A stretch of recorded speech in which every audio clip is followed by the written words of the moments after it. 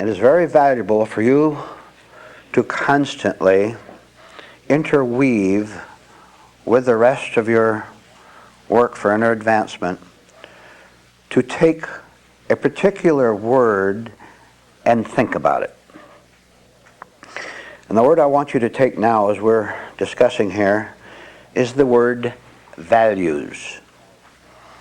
You hear phrases which has it in, oh, he doesn't have very high values, or your values need enriching.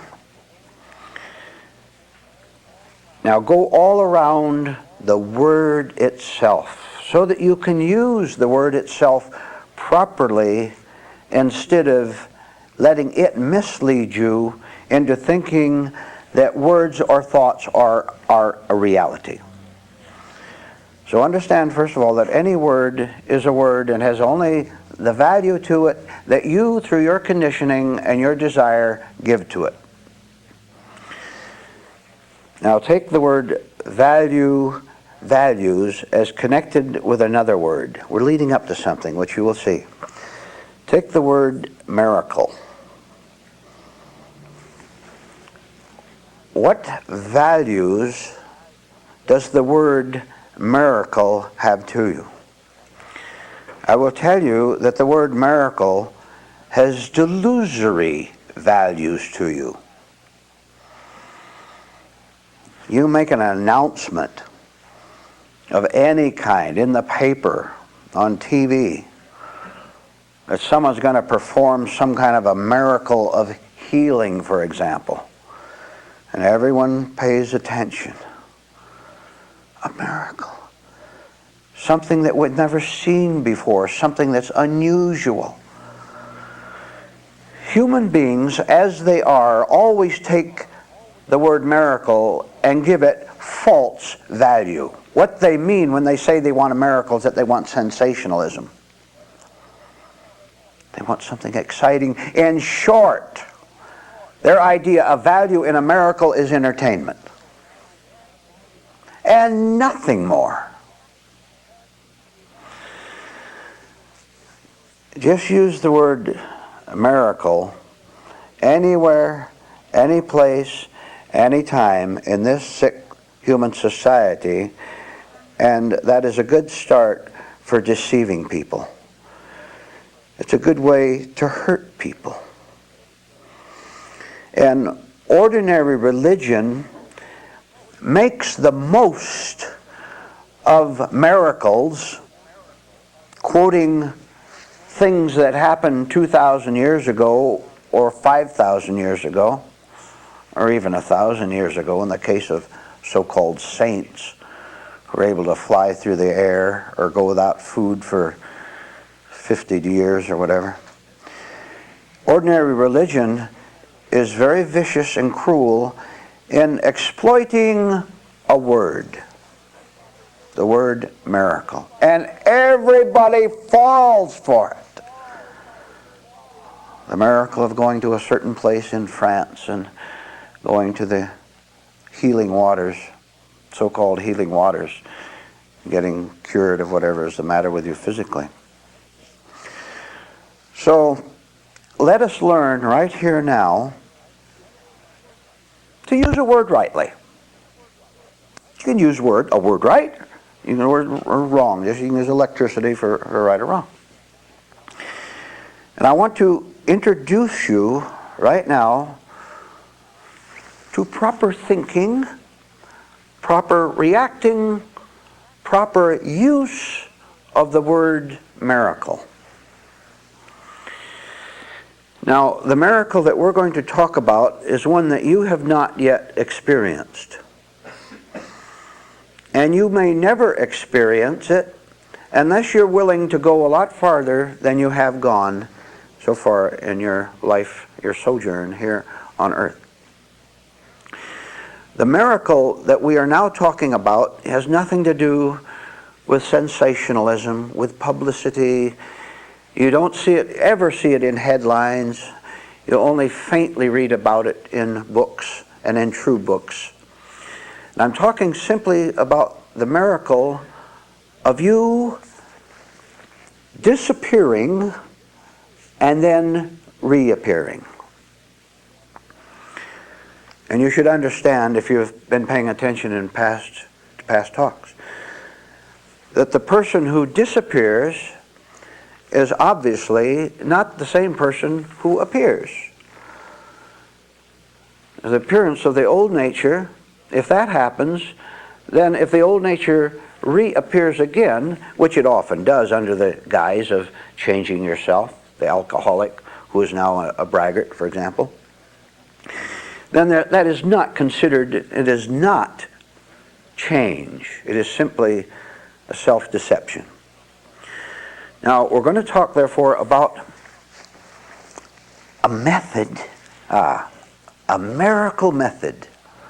See, I know I said that, and I know why I said that, because I'm watching myself as I'm talking to you.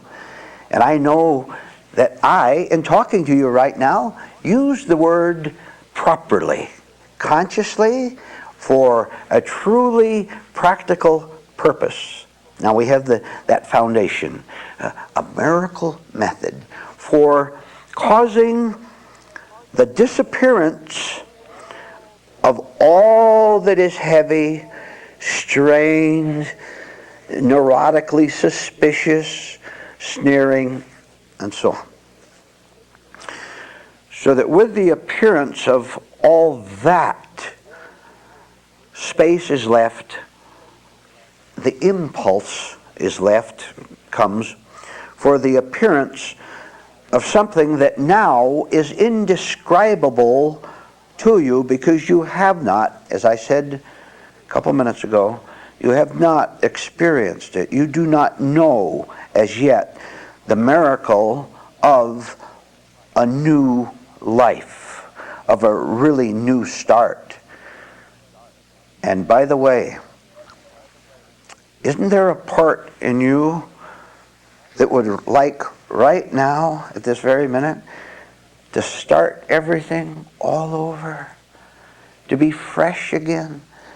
To be youthful again? I don't care what your age is here now. I am telling you, you can start to be youthful. And you don't define it. Listen to it. You can be youthful. You can be young, because you're not thinking about what I'm talking about, but you're experiencing it, if indeed you do. So, wouldn't you like to make a fresh start? By the way, it will have a very healthy effect upon your social life, your physical life, every department of your life, financial life. That's why in our latest flyer on 100 ways to defeat Satan, we put something in there that we haven't ever put before: save money. How many of you save money by coming here? You know you have. And that can only increase. How many of you are stupid financially? Okay. I'm glad we put that on the flyer to save money. A fresh nature, a new nature, automatically, spontaneously guarantees a newness in everything else in your life, outward or inward. If your relationship to yourself changes, then your relationship to what's out there changes. And in a way, you'll know what it means, really know what it means, to be a stranger to this world. You're a stranger because you so completely understand it. You're not involved in it. Here you are, your physical body walking around out the supermarket, at the office, right at the home with a family, but you're so fresh all the time, you're not involved at all. To not be involved means to be free of it invisibly, internally. If you ever reach this state, which you can work hard and reach, no one will know that this is your inner condition. No one but you. And if you happen to meet one other person of the 4 billion people on earth who knows it, you would know, and he would know that you know, because he knows it himself. But don't expect to meet him.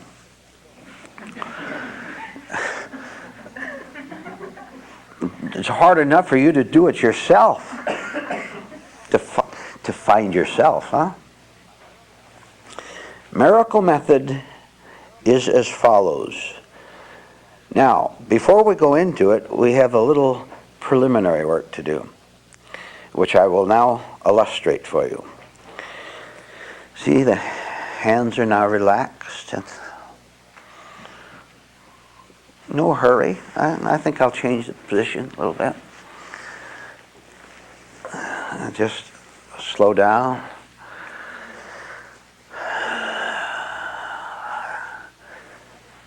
Did you break a pattern a little bit? How many of you were running when you came in here? You were running.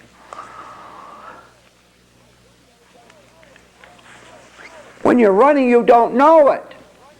So you say, I wasn't running. In fact, I was seated down there sipping coffee I wasn't running.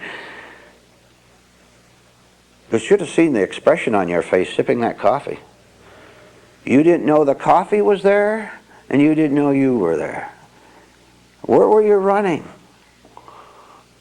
Around the house, around your yard, fixing the tree, running somewhere, something that took you over. All right, now we've slowed down a little bit at least, and you can practice that all the time that you like, both here and outside.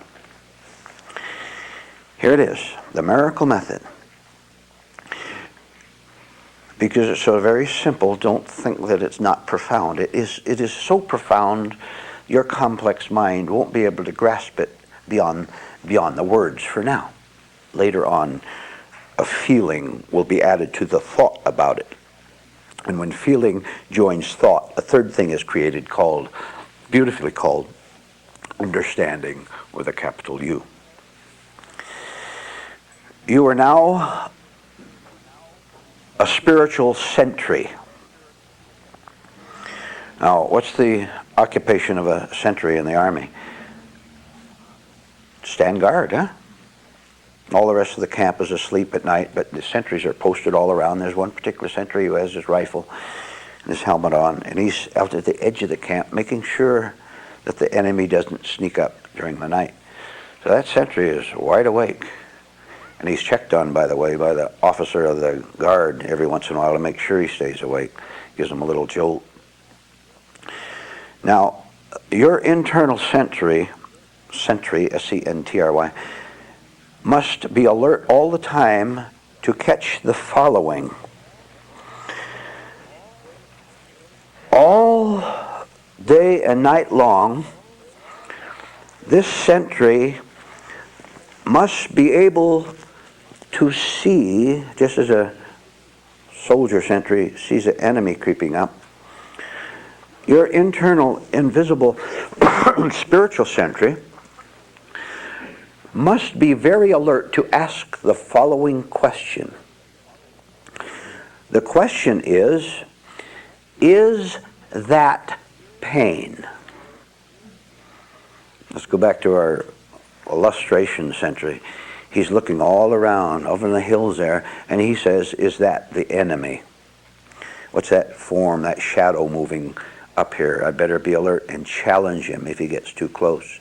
See if he has the password, secret code. You are to ask yourself all day long, as often as possible, as alertly as possible, the one question, is that pain? See, so much gets put over on you that you don't see that little bit of irritation that happened this morning downstairs when you were doing some work for New Life Foundation. You did not know that you were irritated over being interrupted in what you were doing. You didn't know that you had a sudden dislike in you because someone you don't care much for came and sat next to you and started working on your ear by blabbing. On and on. Memory, for example, may not be a physical thing. You could be sipping your coffee down there, and memory comes up of some unpleasant, some situation, some crisis with a person, with anything, a financial loss, anything. Now listen to me.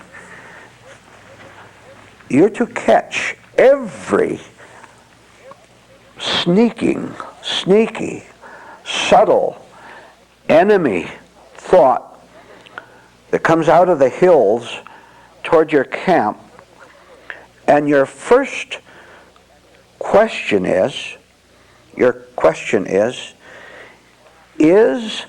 that pain? Very short sentence. You don't have to work very hard to remember that, do you? Is that pain? Already, by asking that question, you have put yourself in the challenging position that a sentry must always do to expose something that has never been exposed before.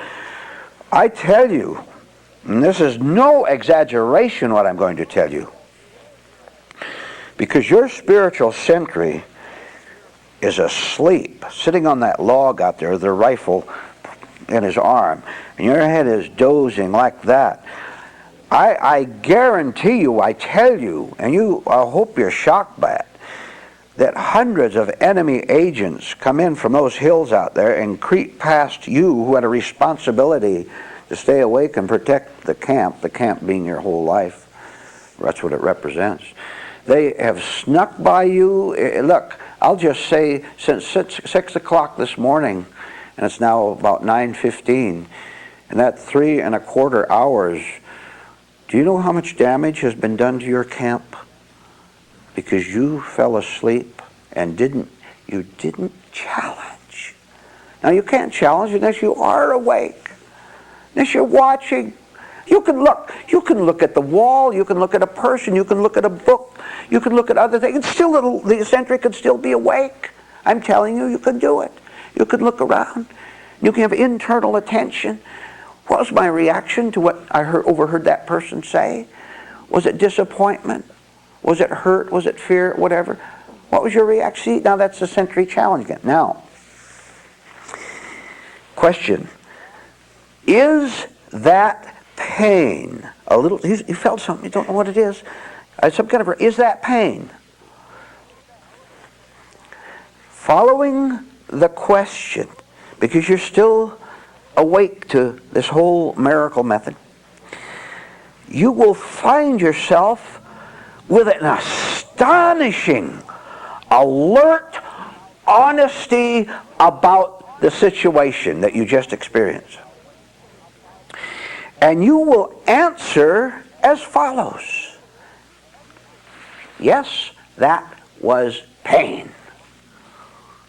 Question. Is that pain? You're looking, the enemy's coming down from the outer hills out there. And you're looking.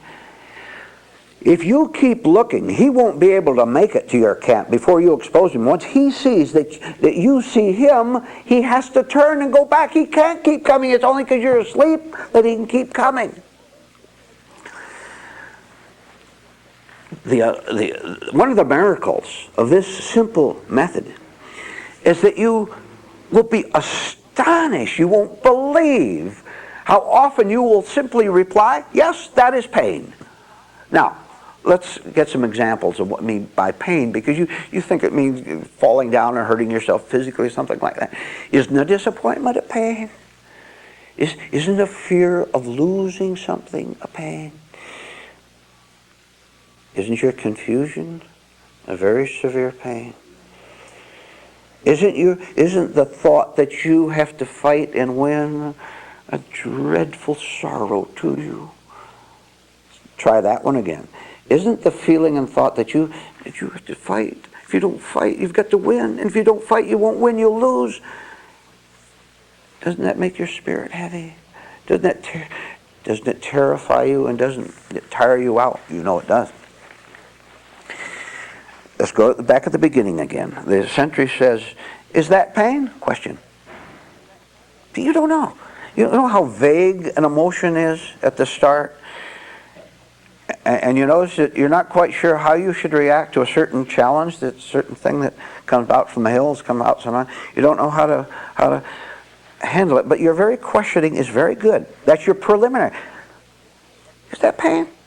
You will find the answer is yes. Now, for the third part. You don't know this factually, spiritually. You can't see with the light yet. But I will tell you what the third one is. Your third statement and feeling. That pain is unnecessary. Is that pain? Yes, that's pain. That pain is unnecessary. Look what you have been doing just since 6 o'clock, to say nothing of your whole life. How old are you? 30, 40, 50?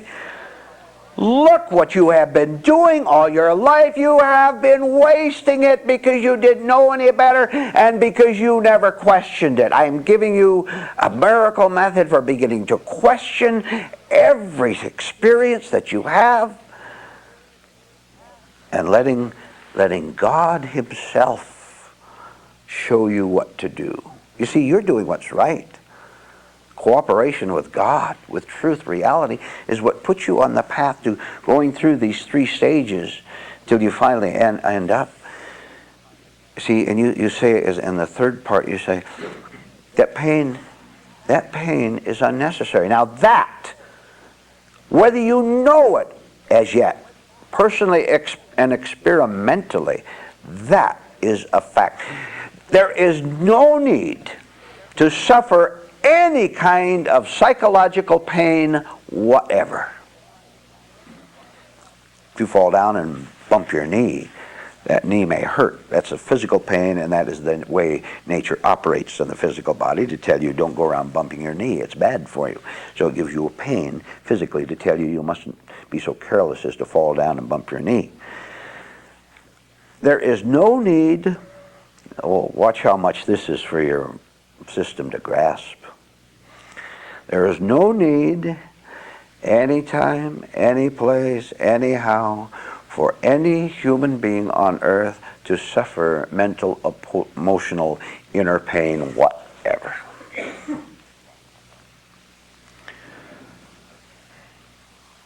Shall I tell you what one of the enemy agents is that sneaks by you because you're asleep? It's called glorification of sorrow.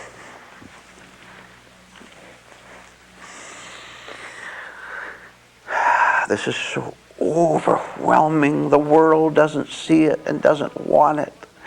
The world worships agony. The world worships pain and sorrow because that is the nature of the individual doing the worshiping. In other words, self-worship.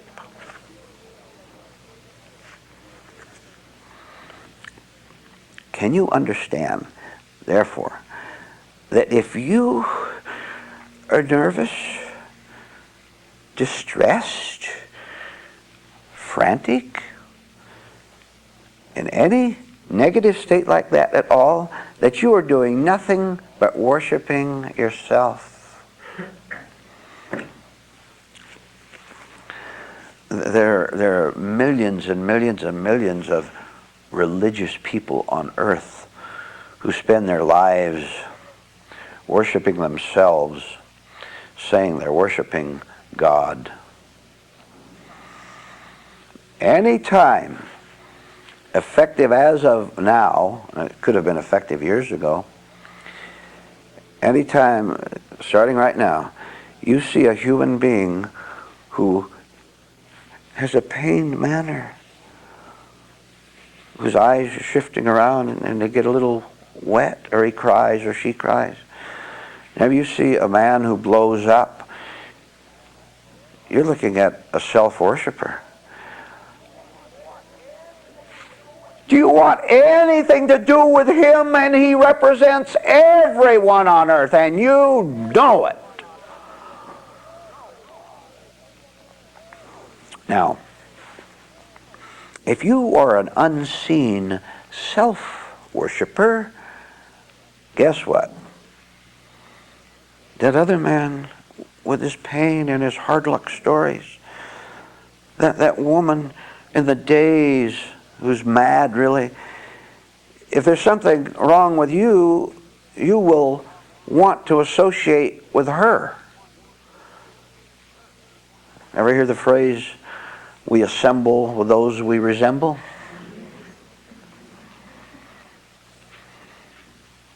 Let's bring it down to earth.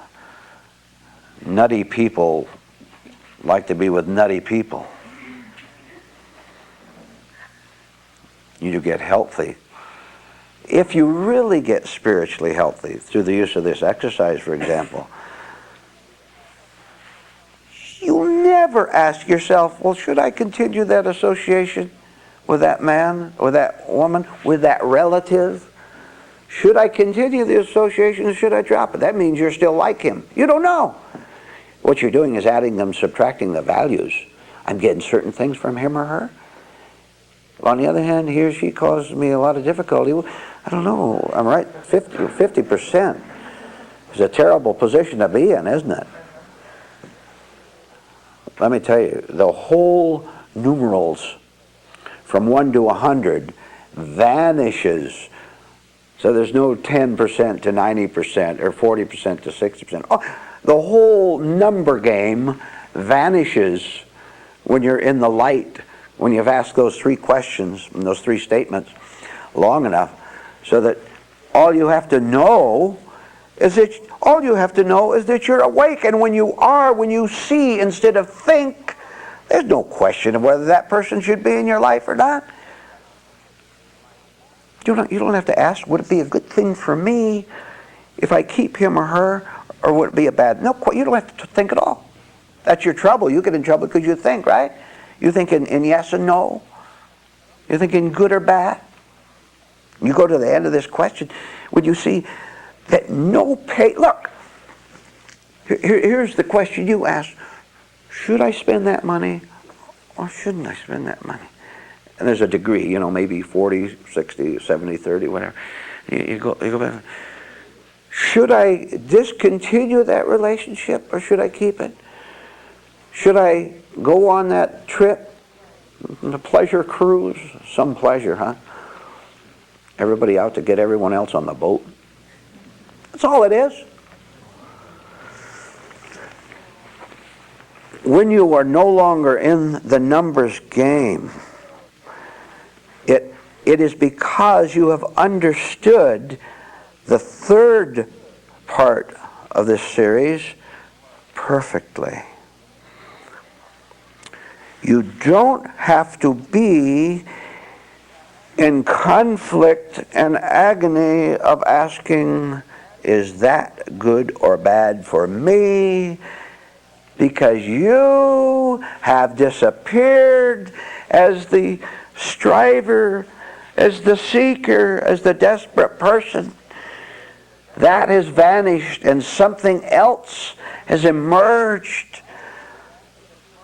Something that you're conscious of, that you see, that is very clear to you, very clear, that is perfectly clear to you. So the question of advantage or disadvantage vanishes. And also, marvelously, you know that you don't have to be in the pain of asking anymore for the rest of your life, which course is best for me. There's no questioning, no dividing. You're on this straight path that never has crossroads going off from it. The highway goes down and forms the letter Y, goes down, and you come to the middle. Which way? Should I get rid of that man? Should I keep the, you go through it every day. Small ways and large ways. There's no division at all, because you no longer go after assumed, delusory, false advantages and values. Now you're looking at the word value in the real way. You know what's valuable for you. What's valuable for you is something that doesn't build you, but gets rid of what you call you. Remember the labeling? Let me tell you another miracle to it. You can go a lot faster than you're going. If you'll just stay awake, it will be done for you. You could come to a meeting, starting you come early to do work downstairs there. By the time you leave here at 10:30 or whatever, you'll have 10 lessons. Now you hardly get one. And they will be 10 major ones. I'm not exaggerating. I know how much stronger you can be when you walk out of that door. I know. You can hardly wait to get out into that world to use what you've learned here. You remember that you have to go down at work. You've been here at a meeting and you have to go down at work and you had a quarrel, with the boss or that lady who works down. There's that little feeling you're afraid to look at each other, right? You've been at it? Of course you have. Wherever you go, afraid to look at. Let me tell you. You could walk out of here and walk down to that office and know that that woman or man is there, and you will be a free man, a free woman, no pain at all, because you've understood that all pain is necessary and serves no real purpose at all. You know it.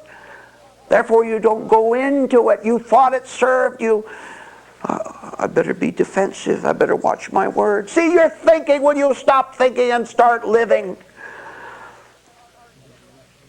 You know what your thinking has done for you, don't you? All you do is change your words in the dictionary. Instead of being offensive, maybe I was too bold in being clever and trying to hurt that other person. Therefore, I better withdraw and just pretend that I'm sorry and be nice. Oh, you poor pathetic human being. You've been doing it all your life. When are you going to stop? Something will help you to stop. And you don't know what that is, but you can start where you should start, by keeping the Sentry alert. And it will increase in the ability to look around at all times, watching what's going on inside of you, until finally you really will see for yourself that pain serves no purpose. You don't need to have it. You don't need pain to survive. You see, a lost person thinks that to suffer gives him existence.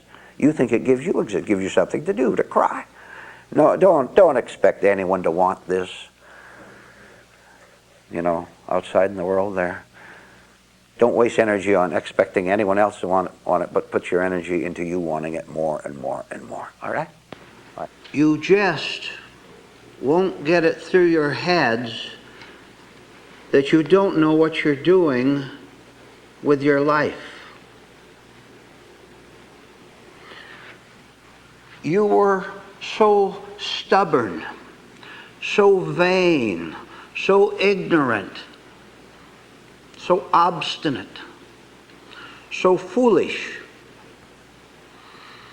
that you hide from yourself the fundamental fact that you are lying about your state of understanding.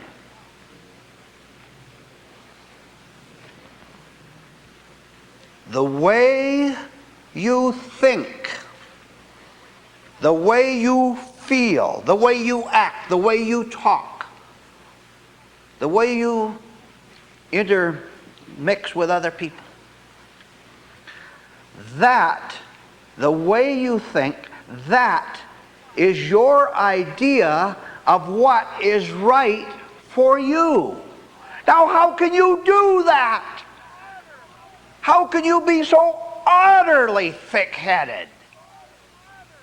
And are you even following me, what I'm saying so far? Let's start all over, because you're not. I know you're not. You're not capable of it.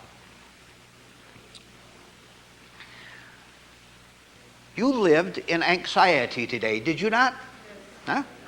You lived in petty thoughts, didn't you? Repetitious, going back to the same old places, same old boring existence, didn't you? You were scared. You were attacked today, weren't you? Weren't you attacked today? You know you were. Don't lie to me. I know you were. All day long, something came and put you under fear, didn't it? Say yes. Nod your head. What on earth is wrong with you? That you have the nerve to live that way and say that that is the intelligent, right way for you.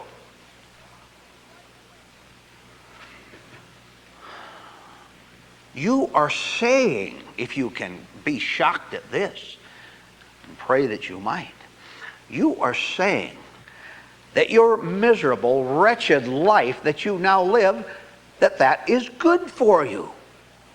That you know that is good for you. You don't know that you say that, however. Therefore, what I've been telling you for the first few minutes has not penetrated because you are unconscious human beings. In your stubbornness, in your vanity, in your conceit, you say, and I can see it on your faces, in your manner, you say, I know what's right. Don't you tell me any different. Don't you try to correct me. I know what's right. You are saying that at the same time, not seeing the incredible claim that what is right for you is to destroy yourself. Do you know what deliverance consists of? Deliverance from you. What else do you need to be free of from your miserable little mind? That's all you need. Do you know what it is? It's you begin to understand what I've said in the first 3 or 4 minutes. I'm going to go over it once more time. You are wretched. You lie about everything. You lie. Don't even know you're lying. And yet, there's something in you that says, I already know. And listen to the next lie. You say, well, I come to these classes. I try to think right. I try to absorb lessons. Therefore, I am trying, am I not? I'll tell you what you're doing. You're here physically. You come in this door one way, you're here for an hour and a half or so, and you go out the same way you were when you came in. Nothing has changed. Evidence? The best evidence that you are living in horrible self-division that you don't see is the fact that you're in great pain and fear. And the perfect evidence that you consist of nothing but stupidity. I said you consist of nothing but stupidity is the fact that you fight the truth that could save you, and you don't know you're doing it, and you don't want to know.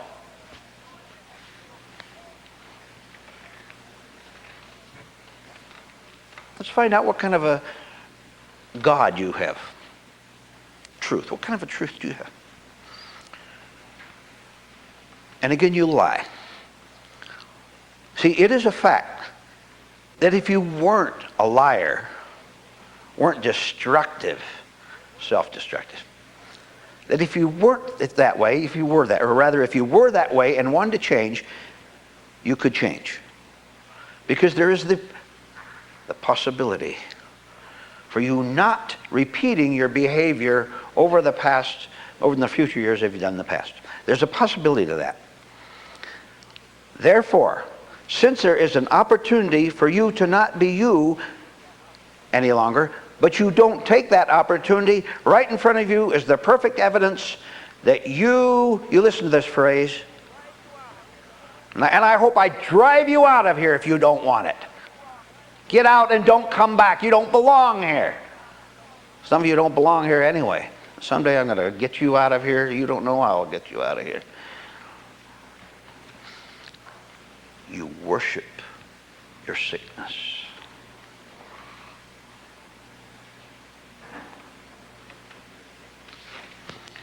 you worship what you live with every day. Right? Isn't what you live with what you want?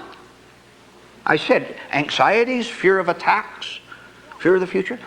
This is what you want because this is what you retain. Now, if you wanted something different, you could have it, because you don't. You worship what you are, and you worship a pile of junk.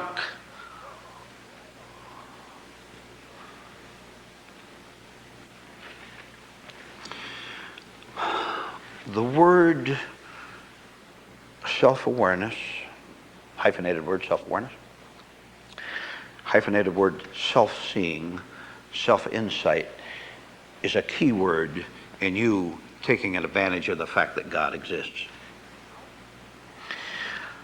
How can any of you sit there month after month, year after year, with those hard faces of yours, with those lies of yours? How can you sit there year after year without listening to me when I tell you, you must become aware of yourself? That means you to catch yourself in that act of being angry, of hating someone, of lying, and say, well, look, I just told a lie. You have never done that. You don't have the daring to do it. You don't have the goodness. You don't have the decency. Which means you don't have the desire to change at all, but you want to remain what you are. And that is what you worship. That is what you love. And guess what? That's what you're going to keep. Example, right? So you don't think we're talking way up in the air up there. We're talking right down on this earth. You know those fights you have with people? Who? Spouse, friends, acquaintances, arguing with salespeople. And if you're not doing it outwardly, you're doing it inwardly. Is this what you are going to settle for?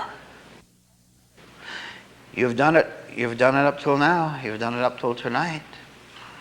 We have something in this room that can break through that thick wall of cement that you have surrounded yourself with for fear someone's going to take away your precious happiness. You don't have any happiness. All you have is sickness. How can sickness be happiness? But it's what you call you, and so you protect it. We have something in this room. It's called the Spirit of Truth. It can break that down if you want it. Now, I want to repeat the original point, then go on to something else.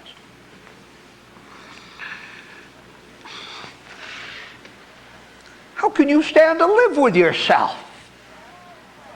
How can you stand to live with a liar, which is all you are? I don't care what you do with this. If you refuse it, you'll remain a liar.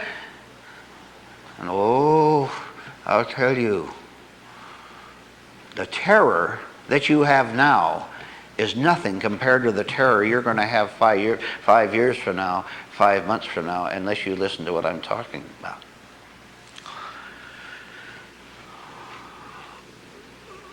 One of the most horrible experiences a man or woman can have is to come into this room, and I'm talking about this room here, nowhere else, is to come into this room and determine to continue to be a liar, to not let God break through to your thick head. Okay? Right? If you want to go out of here without having trying to receive what you've heard here, right? You can go out, and I'm going to tell you, idiot, something. I don't care if you have a wife or a husband and 1,000 friends, 10,000 friends, and $1 million, and 20 vacations planned for the future. A liar cannot escape the horrible lashing punishment of his own lying nature. Nothing can be done by you to get rid of the agony except surrender to the compassionate truth that has been speaking to you now for 12 minutes. I want to tell you now where you've made a mistake. I want you to listen very carefully, like if you listen to a lecture on making money or how to build a house. You listen with 5,000 times the intensity and interest, starting now. Unknown to you, you have settled for a certain way of going through each day and night. This way that you have chosen for yourself, thinking that it's right when it is all wrong, thinking that it's going to keep you safe when it only keeps you jittery and nervous and snappy and irritable, right? Irritable? How many of you were irritable today? You all were. Your whole life is one grand irritation, ungrand irritation. This way that you have chosen is a false course through your day called self-excitement. Now, I want you to know that all you have is self-excitement. You don't have anything but that yet. We're trying to get you to where you have something higher than that. Let's look at the phrase itself and see what it means. Self-excitement means that you spend your day meeting various kinds of exciting, thrilling, having little experiences. And you can be either what you call negative or positive. You can have a big delightful thing, some little thing happen to you, someone says something nice about you, or something bad can happen to you. The prices go up on something you're going to buy, no matter what it is. And 99% is internal, going on all the time. You keep yourself in a state of self-excitement. Your anger, your thoughts of revenge that you have frequently because you're that sick, all these give you an emotional excitement. Keep you, that way, you're this way all the time, aren't you? You have that all the time. You think that is life. It is not life at all. But you call it that, and that's your mistake, because you don't know how to get anything higher than that. Now let's see what is higher than that, so we can kind of go back and forth, and you can follow it as we go along. Besides self-excitement, there's spiritual excitement. Self-excitement is hysteria. All day long you're hysterical, mad mind jumping around. You don't even see it. If you don't see your mad mind, you'll never believe a word of what I'm talking about. And you could even say, what a nice talk. And even that was a part of your hysteria, because you know that there's something about it that your old nature didn't want, so you thought you'd compliment the talk in order to keep yourself, quote, a nice person who appreciates good things. The way you live is what you are. If you think monstrous thoughts, you are a monster. Thank heaven, God gave us separate physical bodies so that we who want to get away from monsters, having seen certain things in ourselves first, those of us who don't want to associate with sickies don't have to. And I can spot you 10 miles off, and I'll watch you for a long time. Spiritual excitement will come to you when you have understood all we've talked about so far, and when you no longer, thank heaven, you can no longer settle for self-excitement. That's the same thing as saying you can no longer settle for the thrill of being neurotic, of laughing at other people. I mean, how many of you laughed at people that you did one way or another? Felt superior to them. Which means that you felt inferior, which means that you live in the opposite of superiority and inferiority, which means you're a lost soul. Spiritual excitement comes of itself. And listen to this. Maybe this will give you a proper jolt. Spiritual excitement, I said self-excitement is hypocrisy and hysteria. You're hysterical people, all of you, hysterical human beings.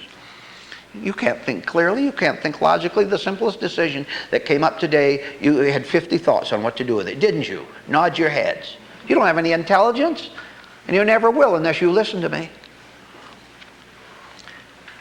Spiritual excitement is pure pleasure. Now, what is a pleasure? Not a new version of self-excitement, but a pleasure that is there because self-excitement is not.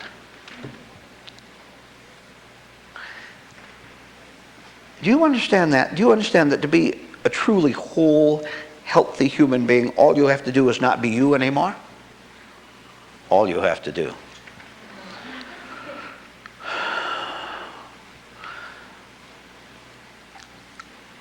You know, as I'm going to interrupt myself a little bit. I can see you, I can feel you, I know you are fighting for all you're worth. What you're hearing. You want to stay you. How can you be that stupid? There is no value in you being you. You tell me what it is. You'll never be able to do it. Go ahead, in your own mind. Tell me what value there is in you being you. In order to find something, you'll have to do what you always do, which is to lie. By the way, isn't that kind of interesting to see, to be told that your whole life is nothing but a lie? Where you go is a lie. You go certain places thinking you're going to find happiness there. Isn't that a lie? The way you think, living in dream thoughts all the time. Thinking thoughts in which you are indeed going to go somewhere and get something. Isn't that a lie? I better explain very briefly another point. There is no you to go anywhere, to do anything, to acquire anything, to get rid of anything, to say anything, to hear anything. If you understood that, you would nod internally to every point I make from now on in the talk. See, with self-excitement, every time you get one of these self-excitements, you reinforce the delusion, the lie, that you are you. You're not you. You think you are because you think thoughts, and you say those thoughts are me, therefore that is what I am. For example, boy, I'll tell you, you say to yourself, life has really been rough with me. All the other graduates I went to the high school reunion 20 years after we graduated, worried that they were going to be more successful than me, and they were. They always are, aren't they? If you had $1 billion, you'd find someone there who you'd hate because he looked happier than you were.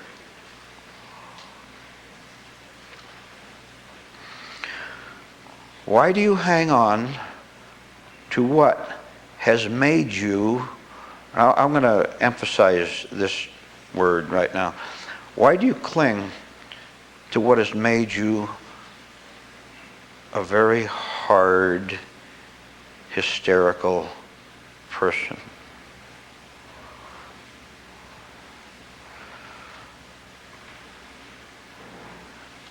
I'll give you a test. Please don't do it, actually do this. I'll give this as a possibility. Sometime you walk up to me, I'm talking about me personally now, you walk up to me and have an intelligent conversation with me. it will be absolutely impossible for you to do it. You know why? Because you're a liar. Because you know very well that I see through you. Why don't you cling to that? That I see through you and truth sees through you. Why don't you cling to that? As if everything in this life depends on it, and it does.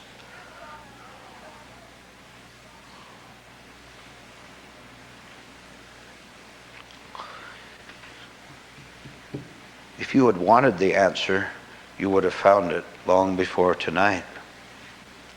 I said, if you had wanted it. You don't want it. You want you. You want what has betrayed you. Oh, you didn't know that?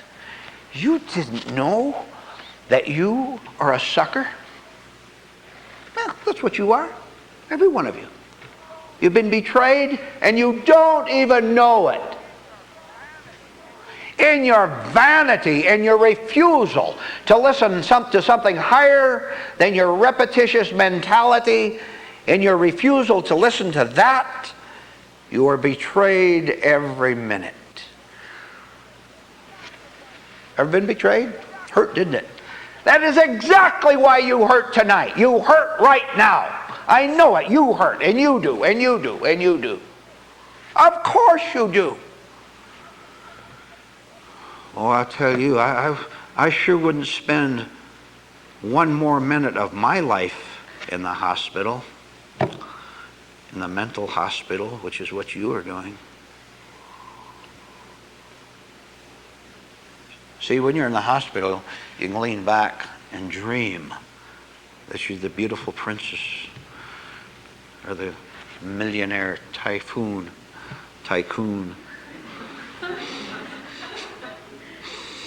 Loon. and you can dream your life away. This class will wake you up. Oh, not all of you. You're too far gone. I have nothing to say to you.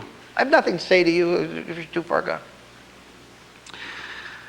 I better tell you who I'm talking to. Perhaps there's something right in a lady over there, a man over there. That's the only thing I'm talking. Do you think I waste my time talking to devils who want to stay devils? The light looks down on this earth and it sees all those millions of human beings running around, playing little games of building empires and assassinating each other. You know, in one of the books I said they ought to put a big wall around the whole world, because that's the walls of the lunatic asylum, right? How about you? Didn't I tell you that you also have a wall and you live in a lunatic asylum? Of course you do. You didn't have any fun today, did you? You had self-excitement, didn't you? You don't know the difference in the two because you've settled for self-excitement. You've settled for self-worship. Have you ever noticed how worried you are that other people will see through your fakery? You ever noticed that? Why do you suppose you feel that way? Because there is also something in you that senses the degeneracy of your nature. And that is what you worship.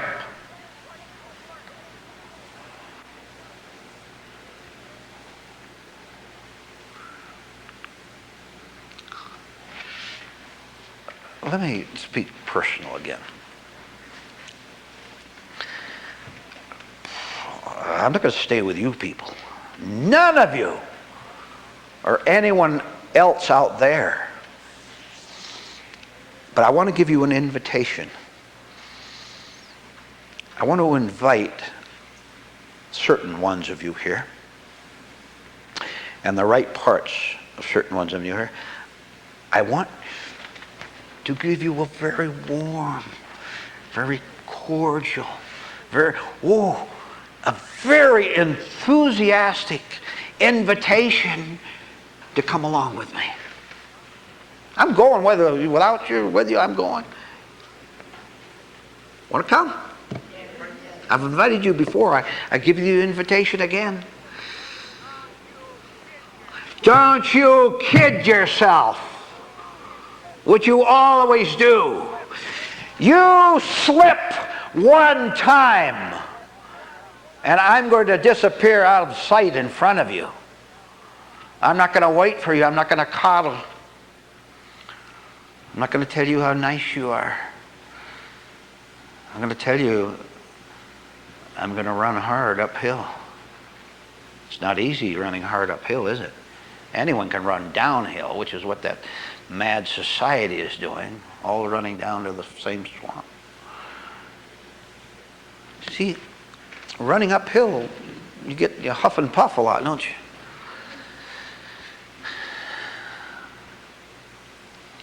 I'll give you another aspect of the invitation. If you will keep me in sight by working real hard, you can follow me all the way. But I want to repeat something else, because you're so gone. You're so unintelligent.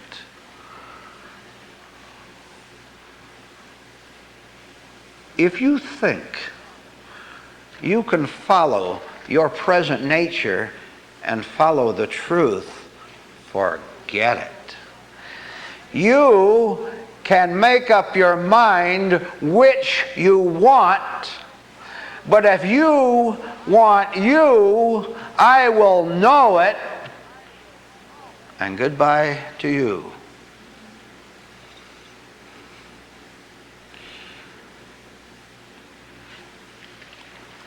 See, where you have a room full of liars,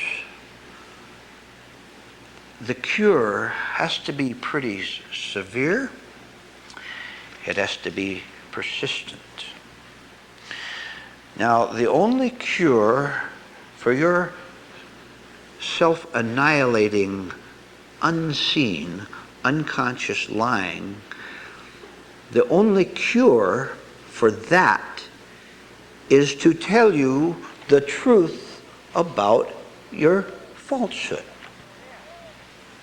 Then, everything, absolutely everything, your eternity depends upon what you do with the talk. Tonight, for example, when I tell you that you're nothing but a mess and you're cruel, first to yourself, look what you do to your body. Everything depends upon what you do with what you've heard. I'll go further. Let's see how this hits you. Unless you, unless you are a personal friend of me, and I'm talking about Vernon, unless you are a personal friend of Vernon, you're going to fall off the road into the swamp. I know that. Do you know why that's true? Sure you do. Everyone in here in the room knows exactly what I'm saying. Now what I'm saying is this. I've been talking a half hour now. Everything that you have heard, you sense is right. Including the fact that if you are not a personal friend of mine, you're not going to make it. You can lie, which you do. You can lie, you can sneer, and you can laugh. You are not going to make it. Because I am representing truth in this room. And you just try, as I said a little bit earlier, you just try to deviate one little bit off the path instead of following fully and very fast. You deviate off the path Just a little bit. And you're not going to make it. See, I know what is required of you and you in order for you to not suffer from yourself anymore. And if you don't know the truth, then you do suffer. You're afraid of this world, afraid of what's going to happen to you after this life, for example. You have one chance, therefore, which is to take the truth that you are now hearing right now, for example, right now, and let that slam into that wall of falsehoods which has imprisoned you. And then you come back the next meeting and let it slam in again, let it slam again, let it slam again, over the weeks and over the months.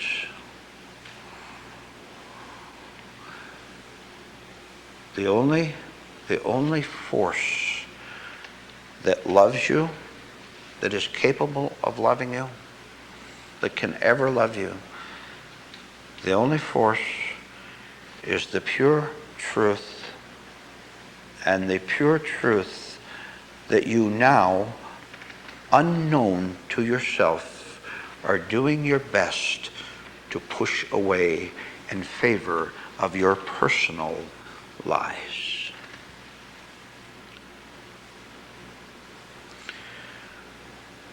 Hard work? Of course it's hard work. Want to make it easy? Want to make life easy? Then you have to do the hard work to come to the point where life is easy, which occurs when you aren't what you presently are here tonight. You can engage in self-conversations all day long, telling yourself that you're right. You can do that if you want. And I wouldn't trade places with you for the whole universe in exchange.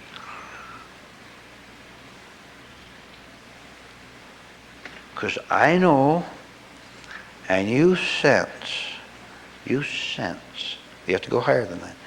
You sense what is truly valuable. And what is truly valuable is something that you will obtain with a sacrifice. And that is the sacrifice of your fear of non-existence. You don't exist now. What do you mean you call that your physical body? You call it your life? How long are you going to have it? How long are you going to have those hands? How long are you going to have it? Dumb people, you don't have an ounce of logic.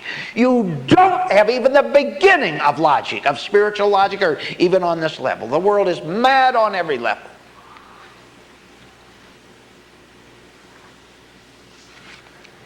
Now you listen to me. There exists a life with a capital L of which your present mind knows nothing about. All you know is your lie life, which in your insanity, which you don't see, you cherish. I am telling you that if you will put yourself under the guidance of this class and of Vernon Howard, if you will do that, you can be different. And I'll drag you through it. I'll scream at you.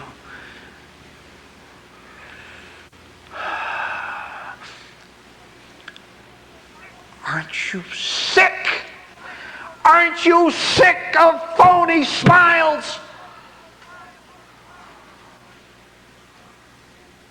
Not only from those hypocrites that you hang around with, but from those phony smiles inside yourself, which are nothing but self-excitement. Just now, you live under the largely unseen pressure of feeling that everything is against you. You feel that you're outnumbered, don't you? That the foes are far greater than the friends. You feel like a helpless individual caught in the middle of a brawling mob out to get you.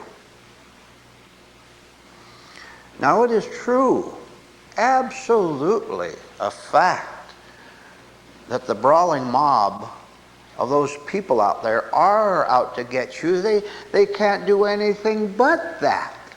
That is their nature. Sickness must attack. Neurosis must try to create other neurotic human beings. Sickness, you listen to this, sickness is always desperate, and that is a sick world, therefore it's always desperate to try to find an answer. And it never does, just as you presently have never found the answers to life. Now, may never have given this introductory few words, may never have given that conscious consideration, and I want you to do it now. You have felt it, you have suffered from it, you have crouched from it, you have panicked from it, but I want you now to simply know that you feel that you're outnumbered, that everyone is against you. Inside things are against you, your own thoughts. Don't your own thoughts torment you? How many had tormenting thoughts all the time? Aren't they tormenting? Remember the talk last night? We talked about self-excitement. If you're super sick, you will take tormenting thoughts as healthy thoughts instead of self-sick ones, self-tormenting ones. You have to see what you are doing. So right now, as I'm talking, why don't we relax while we do it? You just struck a blow, to use a martial, is that the word? Military. You've just struck a military blow against the general called Satan when you did that. He didn't want you to do that. He wanted you to stay tense and nervous and all wrapped up in your sick little self. Congratulations, you did something right, even if you did it under order of the spiritual captain, which is truth. Someday you will have direct contact with the captain, with the truth. And while you're down at the shop, you're having dinner, or even while you're conversing with someone, all of a sudden, because you're listening and receptive to the captain's invitation to relax and start life over right now, you'll be able to do it from yourself without being told. Wouldn't that be a nice way to live? You like that idea? Just now, you see, in your intense preoccupation with your own false aims, your own hounding desires, just now, you have no need, you think, to submit to the truth when it says, why don't you just relax and give yourself the little shock of relaxing and break emotion, break a daydream, break thought. I give you an exercise right now. Write it down somewhere. When you walk, regardless of whether you're a fast walker or a slow walker, whatever, while you're walking, you will suddenly cut it 50%. You'll walk twice as slow, or is that 100%, whatever it is. You'll suddenly walk twice as slow as you did before for a while. Even around the house, you can do it right there at home, right? You know what that'll do, don't you? That'll make you aware that you were rushing around that house like a madman, madwoman all day long, worried that you won't have the table set before the guests arrive, so that you're worried that you won't have the table set. You know, knives and forks. Emily Post says the knife should be somewhere. I'm not sure where. I'm not sure I care a lot, as long as it's in sight, right? Now I know where your minds are.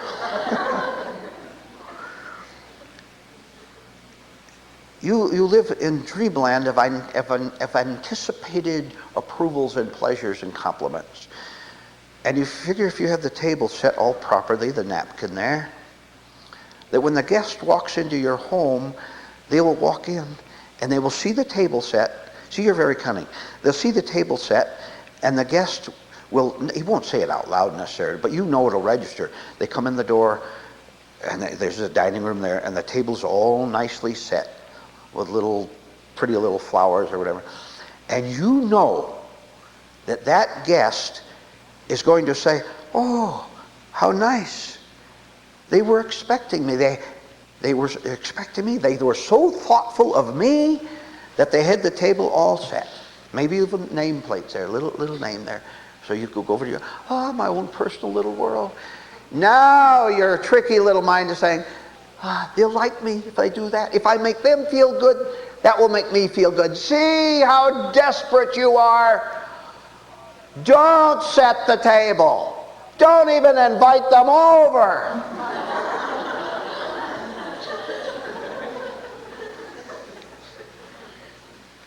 Haven't you ever experienced the pure joy of dining alone? All by yourself, your mind to yourself, your thoughts to yourself, without that old blabbermouth over there trying to steal. How many of you know old blabbermouths? Young blabbermouths, middle-aged blabbermouths. How many of you are blabbermouths?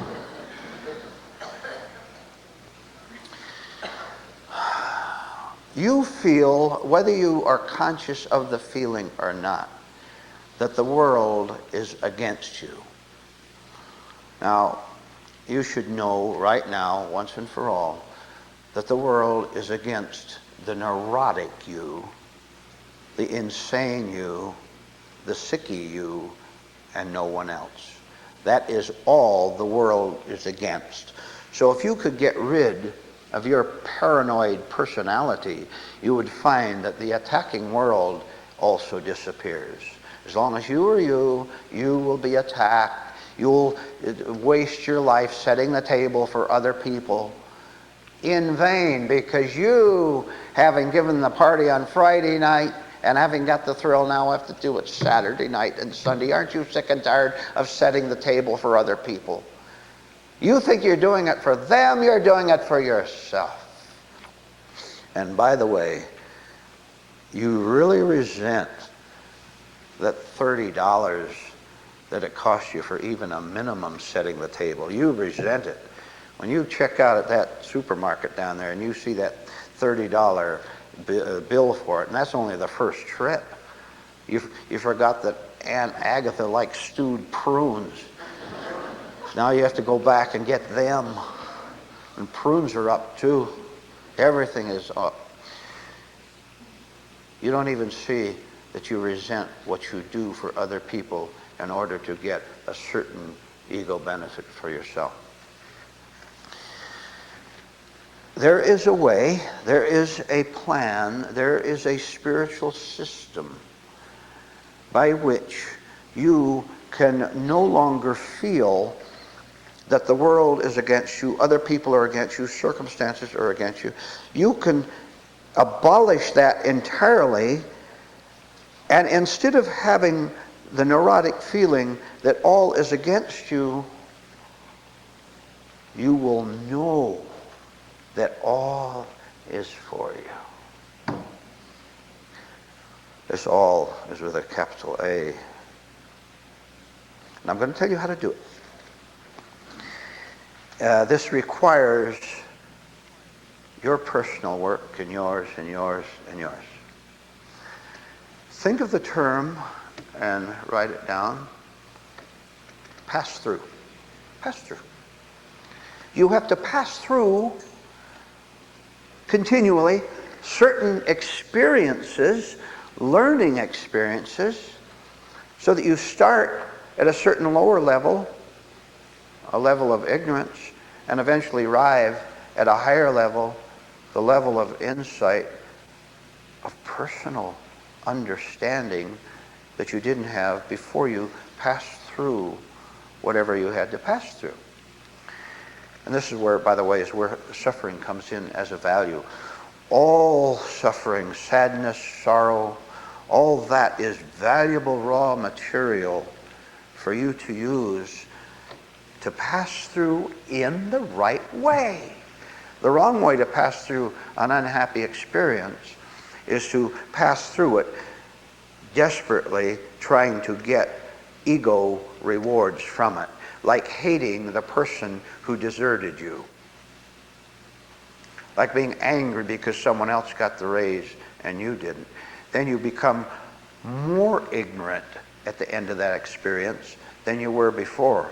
And not only that, but having passed through the experience only on the level of time, all you got, the only thing you got were time experiences, which further hardened your time nature, therefore made it far more difficult each time for you to pass from an ignorant experience to a learning one in which you were a little bit more new each time. You had better start at 12 minutes after 9, which is the time right now, on this Saturday morning, right now. Don't do over what you always do over here in this room. Now is the time. Now is the time for you to say, I'm going to take what I'm hearing in a different way. And if I feel a pain, if I reject it, if I push it away, then I'm going to find out why I push it away. I'm going to find out who inside of me is pushing it away. And now you'll find the source of your hardness. You'll find out why, horribly why, you have clung to likewise thoughts within yourself and similar thoughts in other people. You do indeed cling to other people and to thoughts within yourself that are like your past sick experiences. And I want you to see that you are going to have to do something different with yourself in order to get a different result, a higher result. Passing through will finally, if you pass through consciously, not asleep, so that you just hate, so that you like to hurt people, so that you like to sneer and be sarcastic. If you ever see an individual who sneers, I don't care what he sneers at, if you ever see a man or a woman who sneers, I order you, absolutely order you as a spiritual instruction to put that individual out of your life now and forever. If you see a human being who sneers, cut him out now.